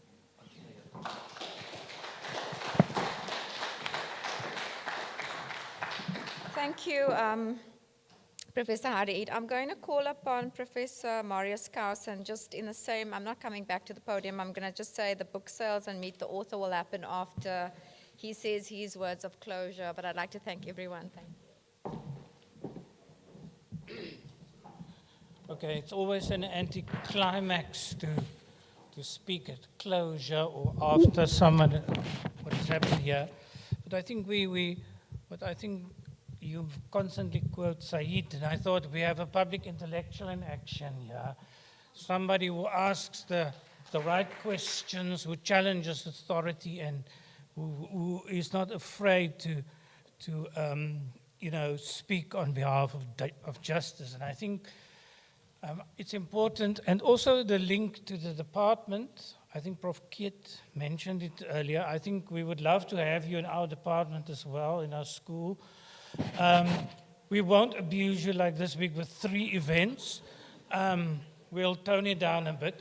But thank you very much. And thank you to Paulette, who initiated these 3 events and who got us in touch with Prof. Haidar Eid. And then the main thing of the evening, you must go and buy the books, please. That's why we're here for, what we're here for, and because authors love to sell books and sign books. And I think I've just paged through them, and it is a wonderful read, and it is a provocative read. And I did find the story of the sad oranges online, and I printed it out and I read it, and it is very sad, especially that ending with the oranges. But I think everybody must go and read it who were in that lecture. Thank you very much, and thank you all for coming tonight. And I'm not going to go down the line. I'll just say, protocol observed. Thank you very much, and enjoy the rest of the evening. Thank you.